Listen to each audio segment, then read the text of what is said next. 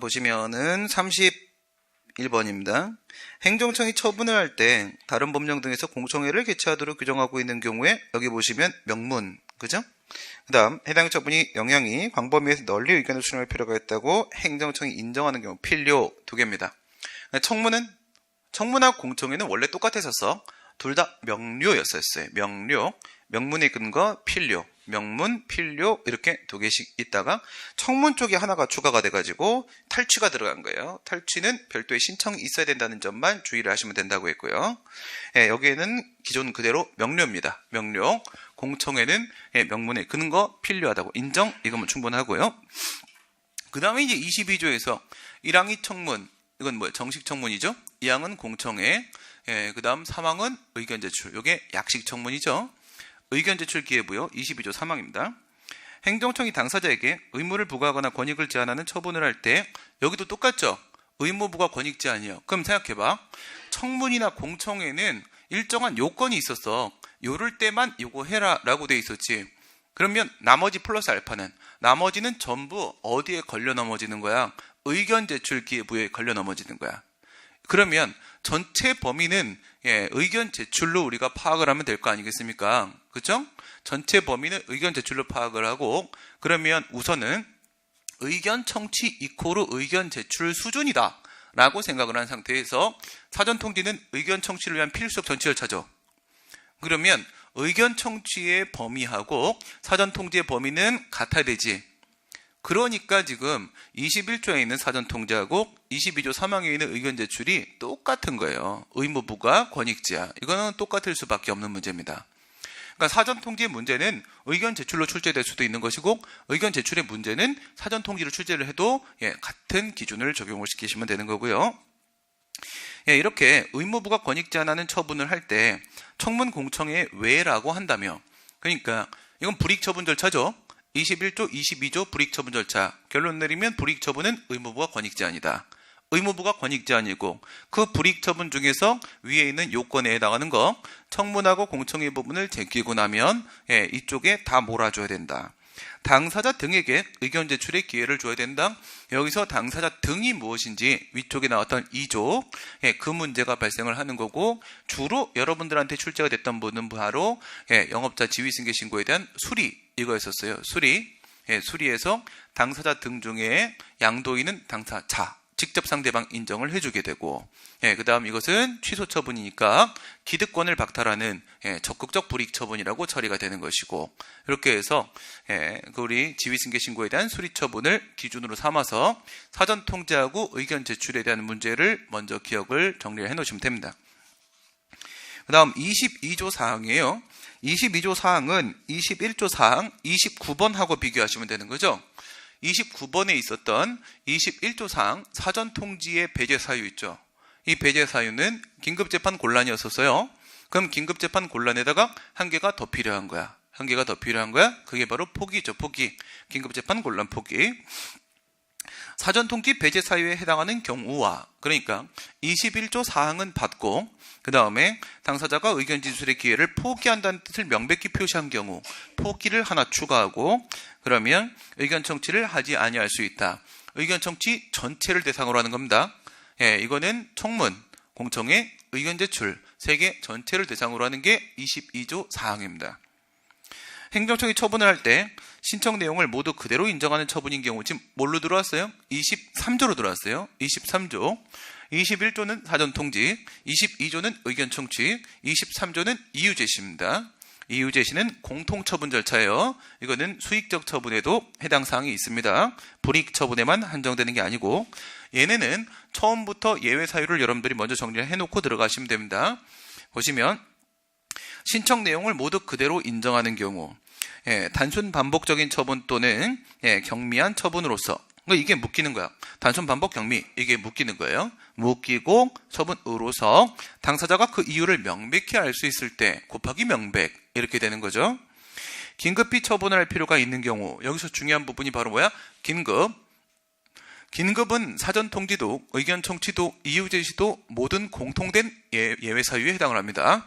긴급 그래버리면 모든 처분 절차 다 돌파합니다. 다 돌파해버리는 거고, 있을 때 하나에 해당하는 경우를 제외하고는 당사자에게 근거와 이유를 제시를 해야 된다. 그래서 나온 게 단복, 미백, 긴급 인정입니다. 단복, 미백, 긴급 인정. 단복, 미백은 단복 미 곱하기 100이죠. 그래서 단복을 좀 빨래를 해야 됩니다. 너무 냄새가 나서 미백을 좀 하는데 그런 게 긴급하다고 인정이 되는 상황이에요. 그렇죠? 어디서 이런 상황이 발생해요? 학교 다닐 때 농악대 이런 거, 그렇죠? 네, 냄새 너무 납니다. 농악대 안 해봤어요?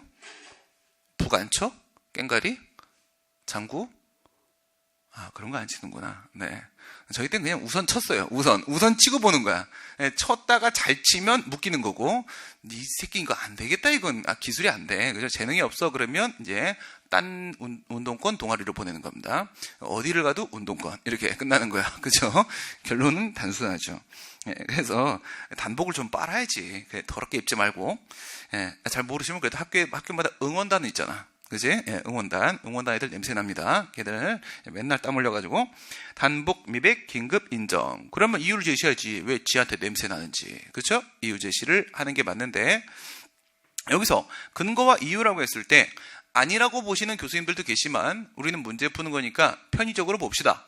근거는 법령상 근거로서의 처분 이유이고, 이유는 사실상 근거로서의 처분 이유라고 그냥 보시면 됩니다. 그렇게 보시는 분들, 안 보시는 분들 한 반반 있다고 보시면 돼요. 근데 그렇게 봐도 문제 푸는 데는 문제가 없습니다. 편의상 법령상 근거와 사실상 근거를 근거와 이유라고 여러분들이 연결시켜 놓고 기억하시면 되고, 24조입니다. 24조는 문서주의 원칙이에요. 문서주의 원칙. 처분의 방식, 우리가 알고 있는 걸로는 형식상 적법 요건이죠. 구두로 하면 원칙적으로 우리 판례는 뭐라고 봐? 무효라고 봅니다. 구두로 하면. 행정청이 처분을 할 때는 다른 법령에 특별한 규정이 있는 경우를 제외하고는 문서로 해야 된다. 우선은 문서주의가 원칙인데 두 개가 이제 추가가 되죠. 전자 문서로 할 때는 상대방의 동의가 있어야 된다. 동의 이거밖에 안 나오죠. 그죠? 문제는 지금까지 동의밖에 없었고, 다만 신속히 처리할 필요가 있거나 경미하거나, 신기한 경우죠. 신속히 필요하거나 경미하거나 이런 경우에는 말이 바로 뭐야? 구두로 할 수도 있고 또 다른 걸로 할 수도 있다. 뭐 말의 수준의 말 정도의 수준. 이 경우 당사자가 요청을 하면 뒤에 거 조심하시고 처분에 관한 문서를 줘야 된다. 말로 했다고 하더라도 문서로 달라 하면 줘야 되는 겁니다. 문서로 달라 하면.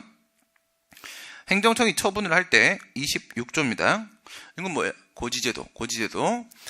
고지제도가 행정절차법에 있는 게 맞는 겁니까? 행정심판법이나 소송법에 있는 게 맞는 겁니까? 고지는 처분 절차입니다. 고지는 처분 절차이기 때문에 원래는 절차법에 있는 게 맞는 겁니다. 심판법에 고지가 있는 건 58조에 고지제도가 따로 있는 건 그게 특이한 겁니다. 원래는 여기에 있어야 되는 건데 얘가 못하니까 심판법이 하는 거예요. 원래는 얘가 해야 되는 거야. 원래는 누가 해야 되는 거야? 여기가 해야 되는 거야. 여기가. 그런데 못하니까 심판법이 하는 거야. 못하니까 누가 하는 거야? 내가 하는 거야. 알겠어요? 그런 거야. 근데 누가 더 잘해? 내가 더 잘해. 그게 뭐야? 심판법에는 불이익 방지 규정도 다 마련돼 있잖아요. 그렇죠? 그거예요. 못하니까 하는 겁니다. 못하니까. 그래서 행정청이 처분을 할 때에는 당사자에게 그 처분에 관하여 행정심판 및 행정소송을 제기할 수 있는지 여부, 그 밖에 불복할 수 있는지 여부, 청구 절차 및 청구기간, 그 밖에 필요한 사항을 알려야 된다. 불복고지죠. 불복고지. 불복 방법을 알려주기 때문에 불복고지인 겁니다.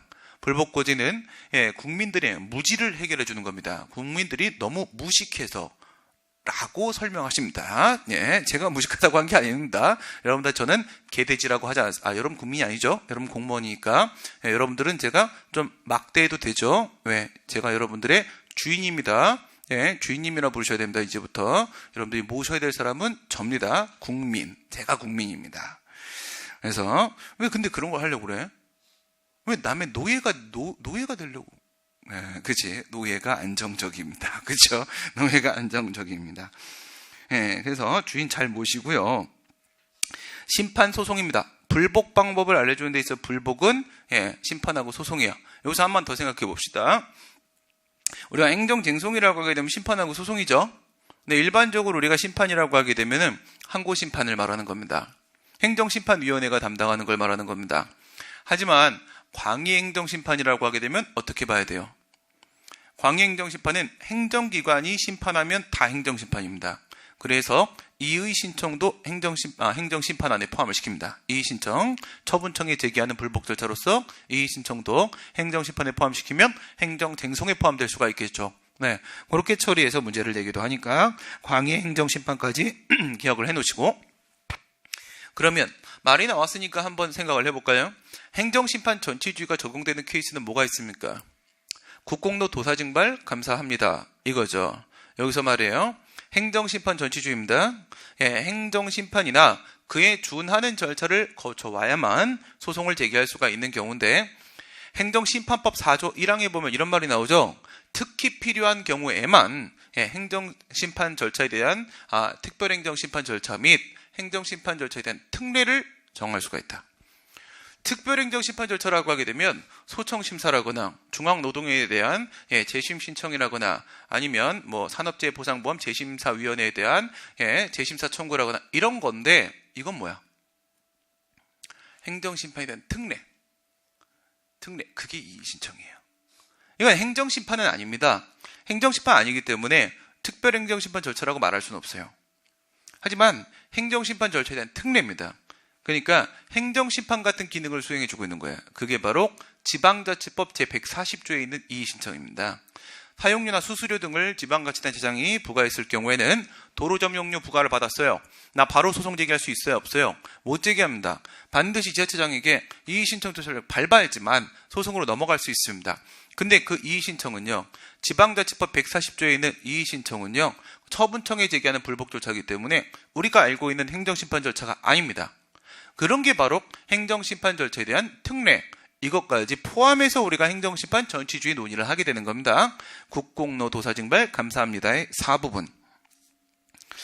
청문은 당사자가 공개를 신청하거나 청문 주체가 필요하다고 인정하는 경우에 공개를 할 수 있다. 다만 공익 또는 제3자의 정당한 이익을 현저히 해칠 우려가 있는 경우에는 공개해서는 안 된다. 청문 공개할 수 있다. 청문 공개할 수 있다. 여기까지만 보통 문제가 나오죠. 38번. 행정청은 직권으로 또는 당사의 신청에 따라 여러 개 사안을 병합 분리해서 청문할 수 있다. 이것도 마치 소송처럼 청문은 재판 절차랑 상당히 유사하다고 했어요. 그래서 소송처럼 병합 분리가 가능할 수 있습니다. 병합 분리가 될 수 있다. 행정청은 공청회를 개최하려는 경우에는 공청회 요건 며칠? 14일입니다. 14일 전까지 제목, 일시, 장소 등을, 여기에도 당사자가 있을 수 있어요. 널리 알릴 필요가 있다고 했지 이게 100% 일반 처분이라고 한 건 아닙니다. 알겠어요?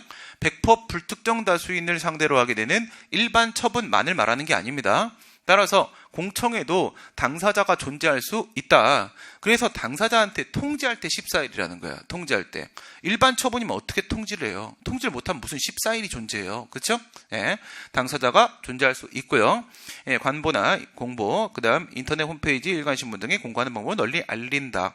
이거는 공청회 실시하기 전에 사전 통지. 공청회는 행정청 공청회와 병행해서만 정보통신망을 이용한 공청회, 전자공청회를 실시할 수가 있다. 전자공청회만 실시하는 것은 안 된다는 거죠. 이게 보완제지, 이게 대체제가 아닙니다. 대체제가 아니고 오프라인 공청회에 대한 보완제 역할밖에 못하는 거고, 전자공청회 실시하는 경우에 누구든지 정보통신망을 이용해서 의견 제출하거나 그에 토론 참여할 수 있다. 이건 너무 당연한 얘기인데 또 이런 거 내줘 또, 그렇죠? 내면 맞는 말이면 맞는 말이야, 상식적으로. 41번 40조 신고 들어왔습니다. 신고가 신고서에 기재사항에 흠이 없을 것, 필요한 구비서류가 첨부되어 있을 것, 기재사항, 구비서류, 이거죠. 기재사항, 구비서류. 누구를 기준으로 보면 된다? 우리 아들. 5살짜리 우리 아들이 봐도, 야, 거기 그거 A서류, B서류 있는지 확인해봐. 거기 괄호 빠져있는 거 있는지 한번 확인해봐. 할 수 있으면 그러면 형식적 요건, 우리 애가 확인할 수 없으면 실질적 요건입니다. 내용이 필요한 거예요. 그 밖에 법령 등에 규정된 형식상의 요건, 형식적 요건. 그 말은 이 위에 있는 대표적인 두 개가 이게 바로 형식적 요건이라는 얘기죠. 형식적 요건, 적합할 것을 요건을 갖춘 경우에는 신고서가 접수기간에 도달돼야 됩니다. 도달. 이렇게 되면 말이에요. 도달주의가 15조 1항의 처분도 도달주의죠. 효력 발생의 요건이, 여기에 있는 신고도 역시 도달입니다. 신고도 도달입니다. 여기서의 도달은 무슨 도달이에요? 처분의 도달은 송달되어 도달되는 것이고, 이거는요 접수된 겁니다. 알겠어요? 접수. 신고서 접수된 때. 신고서가 접수된 때가 바로 도달된 때. 이렇게 되는 거예요. 그래서 접수되면 괜찮다. 그것도 맞는 말이에요. 그게 바로 도달된 거니까. 신고 의무가 이행된 것으로 보며 행정청은 요건을 갖추지 못한 신고서가 제출된 때에는 지체 없이 상당한 기간을 정해서 보완을 요구했다. 앞에도 보완이 있었죠? 여기도 보완이 있습니다. 신청도 보완, 신고도 보완 다 있어요. 형식적 요건이 깨졌을 때는 바로 반려하지 말고 뭐를 하고 나서 보완을 먼저 요구하고 보정명령을 먼저 하고 나서 그래도 말을 안 들으면 반려하는 것이다. 행정상 입법 예고 기간은 행정상 입법 예고죠. 그러면 행정 입법 이렇게 기억하라고 했어요. 행정상 물론 이제 행정상 입법 예고에는 법규 명령만 있는 게 아니라 법률도 포함되는 거예요. 행정 내용을 담고 있는 법령 전체입니다. 근데 이거를 그냥 이렇게 기억하라고 행정 입법, 행정상 입법 예고에서 행정 입법 곱하기 예고 이렇게 하면은 앞에 글자가 몇 개야? 4개죠, 4개. 행정 예고 그러면 행정 곱하기 예고 이렇게 하면 앞에 글자가 몇 개야? 2개죠, 2개. 그러니까 행정 입법 예고는 40일, 그다음 행정 예고는 20일 이렇게 되는 거예요. 네, 그러면 행정상 입법 예고는 행정 입법 하면은 40일. 예고할 때 정할 때 특별한 사정이 없으면 40일. 자치법규는 20일입니다. 요거 비교하시고 옛날엔 이게 전체 다 20일이었어요. 전체 다 20일이다가 하나가 40일로 늘어나고 자치법규는 그대로 머물러 있고 그래서 약간 달라졌고요. 누구든지 예고된 입법안에 대해서 의견을 제출할 수 있다. 의견 얘기하라고 예고를 하는 거죠. 42번까지죠? 43번. 질서 위반 행위규제법 넘어왔네. 질서 위반 행위규제법은 뭐야? 과태료죠, 과태료. 행정 질서벌 얘기하는 겁니다. 질서 위반 행위규제법. 이거는 무엇을 기억하시라고 제가 말씀을 드렸냐면요. 이 질서 위반 행위규제법은 본인이 일반법이면서 본인이 특별법입니다. 본인이 일반법이면서 본인이 특별법이다. 그 말은 다른 법률에 특별한 규정이 없으면 자기를 적용을 해요. 그런데 다른 법률에 특별한 규정이 있으면 또 자기를 적용을 해요. 어떨 때? 자기하고 충돌할 때입니다. 자기하고 충돌할 때. 그러면 자기가 특별법이면 말이에요. 자기가 일반법인데 근데 자기가 특별법이면 그럼 개별법은 필요 없는 거 아니야? 이런 생각이 들 수도 있잖아. 그거라고 했어? 아니라고 했어? 그게 아니라고 했죠. 왜 그런 겁니까? 왜? 이렇게 만들 수밖에 없었던 입법 취지는 뭐 그러다 치더라도 이렇게 생각을 해봐요. 이게 지금 과태료에 대한 규정을 두고 있는 개별법이 되고 있는 겁니다. 그리고 나서 이게 일반법으로서 질서 위반 행위규제법이 이렇게 되고 있는 겁니다. 그러면 칸을 한번 나눠보시게 되면 여기에 이제 1번 칸이 있고 2번 칸이 있고 이렇게 3번 칸이 있을 거 아니에요. 왼쪽 게 개별법이야. 개별법. 얘가 개별법입니다. 얘를 특별법이라고 부르면 안 돼요. 이것도 둘 다 과태료에 대한 것이니까 저쪽에 특별법 아니냐? 아니, 충돌했을 때 이긴 놈이 특별법이에요. 충돌했을 때. 근데 이 노란색 질서 위반 행위규제법, 그냥 질서법이라고 쓸게. 이 질서법, 이게 지금 일반법인데 또 특별법이기 때문에 저 친구를 우리가 특별법이라고 말을 할 수가 없어요. 그럼 보세요. 이 3번 있죠? 이 3번 부분은 개별법에 특별한 규정이 없으면 나를 적용시킨다 라는 측면이 돼서 질서 위반 행위규제법이 이 3번 영역에서는 일반법으로서 기능을 하게 된단 말이에요. 그런데 개별법에 있는 내용하고 질서 위반 행위규제법에 있는 내용이 서로 충돌할 때는 나를 적용시킨다 라고 돼 있으니까 이 2번 영역에서는 여기서는 질서 위반 행위규제법이 뭐가 되는 거야? 특별법이 되는 겁니다. 특별법이. 근데 여기에는요. 여기도 아무 문제가 없는 거예요. 여기는 자기들이 별도 규정을 두고 있고요. 그리고 충돌도 없기 때문에 여기에는 그냥 그 개별법을 적용을 시키면 되는 것입니다. 그렇게 되니까 이 부분 생각을 하시게 되면 지가 일반법이면서 또한 특별법이라고 하게 되면 개별법은 필요가 없는 거 아닌가라는 생각이 들 수 있지만 그게 아니라고요. 이 부분을 생각하면 개별법도 살아있을 실익이 있는 게 맞는 겁니다. 그러면 관련돼서 생각을 해보세요. 질서 위반 행위규제법은 일반법인데 그게 있으니까 그냥 그걸 근거로 과태료를 부과할 수 있는 것이냐? 그건 아니란 말이에요. 과태료 부과는 당연히 침익적이니까 법률의 근거가 따로 있어야 돼요. 개별법의 근거가 있을 때 과태료를 부과하는 거고 그래서 저 개별법이 만들어지는 거야. 근데 저놈아가 왜 특이하게 이런 짓을 하고 있는 거야? 왜 지가 일반법이면 그걸로 끝내면 되지 왜 또 지가 특별법이라고 깝죽깝죽거리고 있는 거죠? 여기저기 흩어져 있는 그 과태료에 대한 규정이나 불복에 대한 규정이나 이런 것들을 하나로 모으기 위해서 만들어진 게 바로 질서위반 행위규제법이기 때문에 충돌이 발생했을 때는 하나로 통일하자 이거야. 통일하자는 의미에서 중간에 특별법이라는 의미도 같이 부여를 좀 하고 있는 겁니다. 43번 질서위반 행위의 성립과 과태료 처분은 행위 시의 법률에 따르며 질서위반 행위 후 법률이 변경되어 그 행위가 질서위반 행위에 해당하지 아니하게 되거나 과태료가 변경되기 전의 법률보다 가볍게 된 때에는 법률에 특별한 규정이 없는 한 변경된 법률을 적용을 한다. 여기서 이제 특이한 현상이 나타나고 있는 것이죠. 위법 판단 기준시는 원래 제재 처분을 할 때 행위시하고 처분시하고 어디가 기준이 되는 거야? 행위시가 기준이 되는 것이죠. 장래를 향하는 이행강제금 같은 경우에나 예외적으로 처분시에는 신법을 적용시키는 건데 얘 같은 경우에는 그런 게 아님에도 불구하고 법률에서 직접 신법을 적용시키라고 하고 있는 겁니다. 유리하게 변경됐을 때 신법을 적용시켜라 라고 하고 있는 거예요. 그러니까 원래대로 행위시를 기준으로 하는 원칙은 똑같아. 원칙은 똑같은데 법령이 개정되었을 때 신법을 적용시킨다. 처분시의 법을 적용시킨다는 게 상당히 특징적인 부분이 되는 것이고요. 행정청의 과태료 처분이나 법원의 과태료 재판이 확정되었다. 60일 안에 이의 제기를 해야 되는 것이고 이 재판은 결정이죠. 결정에다가 이제 불복을 해서 항고를 제기되는 것이고 하는데 그 불복 기간이 경과가 됐다는 거예요. 처분일 때든 물론 이거를 처분으로 보지는 않지만 과태료 처분일 때든 아니면 재판 결정이 나왔을 때든 확정이 돼 버렸단 말이에요. 확정이 돼서 그럼 어떻게 집행할 수 있는 거잖아요. 그렇죠? 집행할 수 있는 건데 안 내면 집행할 수 있잖아 우리가. 그런데 법률이 변경돼서 행위가 질서위반 행위에 해당하지 아니하게 됐어. 이미 확정됐는데 그런데 법이 바뀌었다. 그럴 때 변경된 법률에 특별한 규정이 없는 한 과태료 징수 또는 집행을 면제한다. 정말 특이하죠.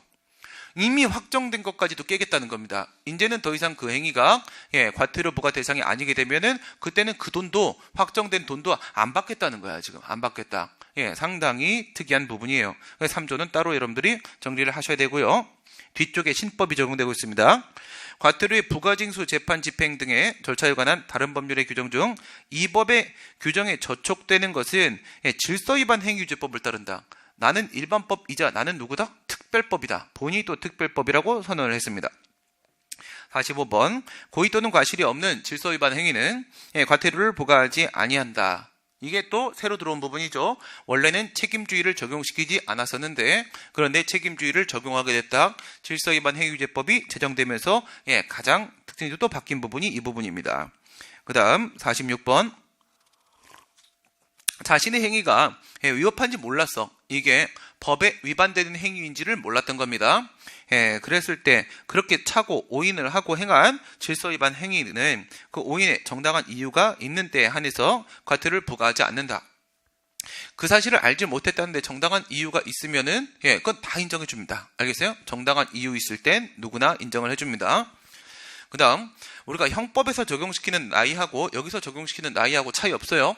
행정형벌과 행정질서벌과 둘 다 14세입니다. 14세까지는 부과하지 않는다. 48번 2명 이상의 질서위반 행위에 가담한 때는 각자가 질서위반 행위를 한 것으로 본다. 우선 첫 번째, 둘 이상 댐비면 둘 다. 알겠죠? 둘 이상 포함되면 둘 다 하는 거고 신분에 의해서 성립하는 질서위반 행위에 신분이 없는 자가 가담한 때에는 신분이 없는 자에게도 적용. 얘한테도 적용입니다. 잘 보세요.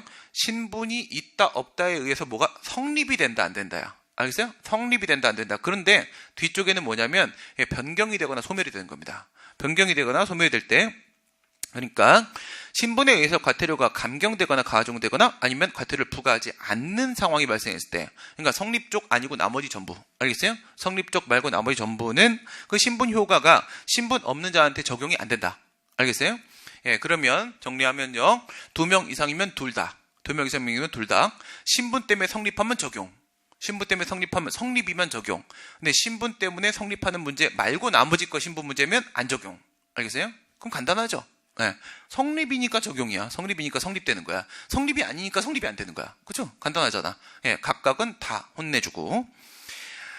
하나의 행위가 둘 이상의 질서위반 행위에 해당하는 경우에는 각 질서위반 행위에 대해서 정한 과태료 중에 뭐를 한다? 각각 부과한다? 아니, 각각 부과하다 이거 더하게 되면 1,500억 나올 수도 있어. 그죠? 말이 안 돼. 한 개 제일 센 거. 그 다음, 과태료를 행정청의 과태료 부과 처분이나 법원의 과태료 재판이 확정되고 몇 년? 5년. 소멸시 5년인데 이게 저게 적용되는 게 아니죠, 지금. 예, 국가재정법이나 지방재정법이 적용되고 있는 게 아니라 질서위반 행위유죄법이 별도 규정을 두고 있어서 5년. 알겠지? 별도 규정을 두고 있다. 행정청이 질서위반 행위에 대해서 과태료를 부과하고자 한 때는 미래 당사자에게 대통령령으로 정하는 통지를 하고 10일의 기간, 뭐랑 똑같아 지금? 얘 의견 제출인데 청문이랑 똑같아. 알겠어요? 예, 의견 제출. 그럼 우린 약식 청문이 떠오르잖아. 예, 그거는 여러분 저기서 아까 청문 공청회 그다음 의견 제출은요 며칠입니까? 사전 통지가 청문은 10일이지, 공청회는 14일이지. 의견 제출은 없어요. 알겠어요? 의견 제출은 적정한 기간. 그냥 적정한 기간이에요. 딱 정해진 게 없어요. 근데 여기는 과태료인데 청문이랑 똑같은 수준 10일 청문하고 비교해 놓으시고요. 10일 이상의 기간을 정해서 의견 제출 기회를 부여해야 되고 이 경우에 지정된 기일 내에 의견 제출이 없으면 의견이 없는 것으로 보다. 이 뒷부분은 또 뭐랑 똑같아? 이건 진짜 의견 제출이랑 똑같죠. 그렇죠? 의견 제출이랑 청문은 어때요? 불출석하면 안 해도 돼? 그거 아니죠. 해야죠. 근데 의견 제출 안 하면 그냥 없는 걸로 취급해버리죠. 그 부분은 또 똑같은 거예요. 행정청은 당사자가 의견 제출 기한 내에 과태료를 자진해서 납부하게 되면은 대통령이 정하는 바에 의견 제출 기한 며칠이야? 10일. 10일 안에 사전 통지를 해줬는데 근데 얘가 내버린다? 그럼 감경해 주는 거야. 착하잖아. 그죠? 착하면 잘해줘야 돼요. 당연히. 못됐을 땐 죽여버려야 되는 거예요. 그죠? 예, 행정청은 질서 위반 행위가 종료된 날로부터 여러 개면 그러면 최종 행위 5년이 경과한 경우에는 해당 질서 위반 행위에 대해서 과태료를 부과할 수가 없다. 그 다음 54번. 이건 위에 것도 5년, 밑에 것도 5년. 몇 번이었어? 네, 50번, 53번 둘 다 5년입니다. 행정청이 과태료 부과에 불복하는 당사자는 과태료 부과 통지, 이거는 행정소송이 아니죠. 과태료 재판으로 가는 거였습니다. 60일에 서면으로 이의제기, 구두 안 됩니다. 서면으로 이의제기 할 수 있고 이의제기하게 되면 과태료의 효력은 소멸되고 그러면 행정청이 뭐 하는 거예요? 밑에 나오네요. 55번. 과태료 부과에 대한 이의제기를 받은 행정청은 이의제기 받았죠? 그럼 지가 한 과태료 부과 처분의 효력은 상실해버렸죠? 그럼 이제 얘는 가서 꼬질러. 이의제기를 받은 날부터 14일 내에 가서 의견 및 증빙자료를 첨부해서 관할 법원에 일러준다. 통보를 하면 법원은 행정청의 통보가 있는 경우에 이를 즉시 검사한테 통지한다. 왜? 얘가 당사자로 들어올 거야. 들어올 거니까 한 명 들어와야죠. 그렇죠? 2명은 있어야 될 거 아니야. 법률관계 양쪽 당사자 있어줘야 되는 거니까 검사 빨리 통지하고 너 빨리 들어와. 그 다음 직권으로 사실의 탐지와 필요하다고 인정하는 증거조사를 해야 된다. 56번.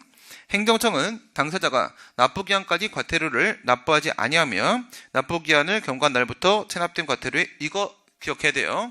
이거 옛날이랑 달라요. 옛날에는 100분의 5, 지금은 100분의 3. 알겠어요? 그러면 이거 어떻게 기억을 해야 되냐? 국세가 100분의 3에 1000분의 10이거든요. 국세 쪽에 가산금이 0.03, 그 다음에 두 번째, 세 번째, 네 번째, 다섯 번째 들어가는 중가상금. 두 번째부터가 중가상금이에요. 최초 가산금, 그 다음 뒤에 건 다 중가상금. 이렇게 되는 거란 말이에요. 했을 때, 걔네가 0.03하고 0.012예요. 그렇게 되는 게, 얘도 똑같이 100분의 3, 1000분의 12 이렇게 되는 겁니다. 0.012. 어렵다. 0.012. 헷갈린다. 그죠? 0.012. 그렇죠? 그러니까 100분의 3, 100분의 12가 지금은 이제 어떻게 돼? 세금이든 과태료든 통일이야. 그냥 이걸로 기억하면 끝. 가산금을 징수하며 체납된 과태료를 납부하지 아니한 때에는 납부기한이 경과한 날부터 매월, 매 1개월이 경과할 때마다 1000분의 12에 상당하는 중가상금, 가산금을 가산하여 징수하고 당사자가 이의를 제기하지 아니하고 가산금을 납부하지 아니하는 때에는 국세나 지방세 체납처분 이에 따라 징수한다. 가산금도 들어가고 그래도 계속 안 내. 그럼 뭐야? 뺏어버려. 그래서 체납처분 이에 따라서 징수한다. 이게 지금 한쪽으로 몰려있어요? 안 몰려있어요? 국세징수법에 따라라고 돼 있어? 아니에요. 국세징수법에 따라라고 돼 있지 않습니다. 그래서 그냥 체납처분 이해에 따라 징수한다로 기억을 하셔야 됩니다. 국세, 지방세. 과태료는 당사자가 과태료 부과 처분에 대해서 이의를 제기하지 아니한 채 그 기한이 종료한 후 사망한 경우에는 상속재산에 대해서 집행할 수가 있다. 뭐랑 비교해야 돼? 이행강제금이랑 비교하는 것이죠. 예, 이거는 승계될 수 있다는 뜻입니다. 승계될 수 있다. 과태료 부과 채무, 과태료 납부 채무, 이 채무 같은 경우에는 상속인에게 포괄 승계하면서 같이 승계가 된다는 거야. 이행강제금은 일신 전속적 성격을 띠고 있기 때문에 승계가 안 되죠. 과징금은 어때? 과징금은 승계가 되죠. 예, 이행강제금 빼고 나머지는 승계가 된다. 알겠어요? 일신 전속적 성격을 띠는 이행강제금 말고 이딴 식의 과태료, 과징금 이런 것들은 승계가 될 수가 있는 겁니다. 예, 과태료 재판은 이유를 붙인 결정으로서 당사자와 검사에게 고지함으로써 효력이 생긴다. 이렇게 되면 법률관계 당사자가 이 과태료 부과받은 이 친구 당사자라고 부르고 한 다음에 앞에서 통지에서 불러들인 검사, 그죠? 검사 얘들한테 고지해 줌으로써 효력이 발생하고, 과태료 재판은 판결이 아니라 여기 뭐라고 돼 있어요? 결정이라고 돼 있죠. 결정. 과태료 재판은 결정. 예, 당사자와 검사는 과태료 재판에 대해서 즉시 항고할 수 있는데 이게 특이하죠. 결정이니까 즉시 항고하는 거야. 뭐 하는 게 아니야? 항소 제기하는 게 아니죠. 판결이 아니니까 항소 제기하는 게 아니라 즉시 항고를 제기를 하는데 이게 집행정지 효력이 있다는 게 특이한 거예요. 행정소송법은 즉시 항고했을 때 그 즉시 항고의 효력 정지를 인정하는 케이스가 없어요. 알겠어요? 행정소송법은 즉시항고의 효력 정지의 효력이 없어요. 여기에는 있어요. 그래서 이게 또 문제가 종종 나오고 있습니다. 예, 이렇게 하면 지금 59개까지 해서 4-1을 끝냈죠. 4-1을 요거 10분이면 볼 수 있죠. 다 외웠죠? 5분이면 외우죠. 100% 맞춰야 돼. 그건 안 될까? 안 되는 걸로 합시다. 네, 여기서 갑자기 중간에 미스 나버리게 되면 또 수업 시간 확보 안 되니까 안 되는 걸로 하고, 그럼 쉬었다가 4-2를 들어가고요. 4-2까지 설명이 다 끝나고 나면은 제가 내려가서 1시부터 제가 저 하프 수업을 할 때 그 1시간 동안 1시간 동안 여러분들은 내려가서 세미나실에서 외우시고 30분 지나면 1시 반부터 시험 진행. 그럼 내가 2시에 나와서 채점을 할 거예요. 알겠죠? 한 개만 틀리면 어떻게 되는 거야? 집에 못 가는 거야. 그렇게 하라고 라일리가 가르쳐줬어, 나한테. 애들은 집에 안 보내면 애들은 공부 잘해. 그래서 간단하네. 그렇지. 그런 거야? 알았어. 오케이. 그렇지. 그래. 그래서 우선은 수업에서 전체적으로 한번 눈으로 확인합시다. 확인을 하고 나서 내려가서 시험 보는 걸로 하겠습니다.